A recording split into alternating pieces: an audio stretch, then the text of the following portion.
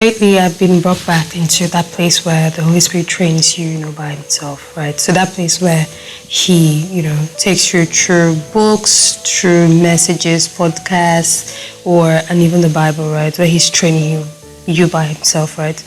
And I came across a video, or He led me to a video of Dr. Miles Monroe. I'm sure you know him.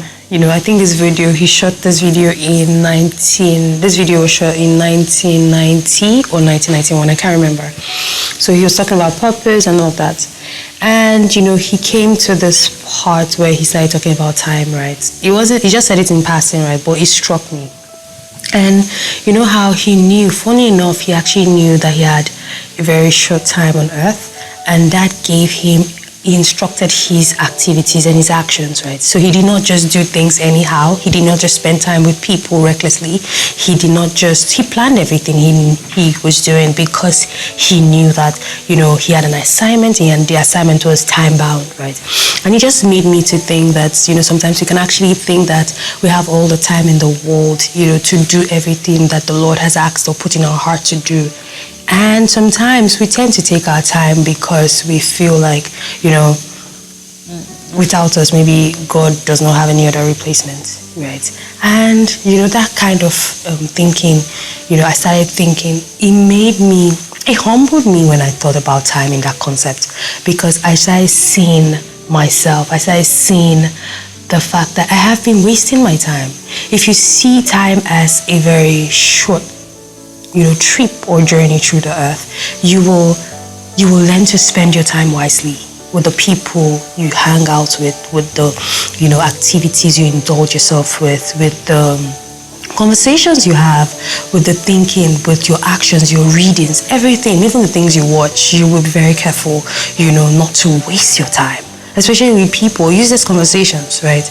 And talking about it with regards to destiny, we have a very short while to do that which the Lord has put in our heart.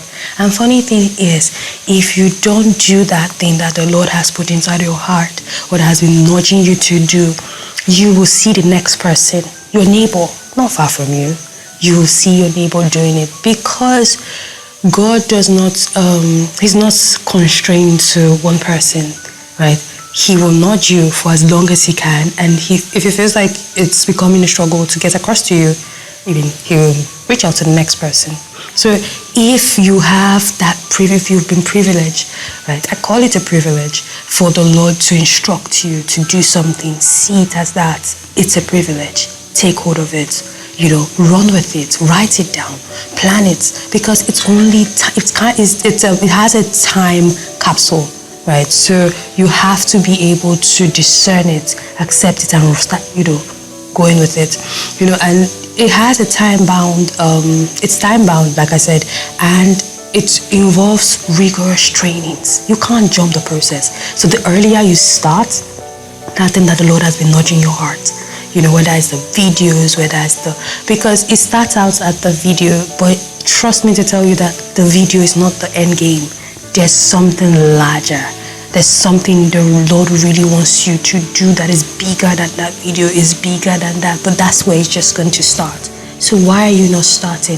Why are you afraid to speak in front of the camera? Why are you afraid to speak to the next person about it? Why are you afraid? Some people even go as far as saying, I don't want to share it, because I don't want someone else to steal it. And you're just going to be like that man in the Bible that was given a talent and he hid his talent, right?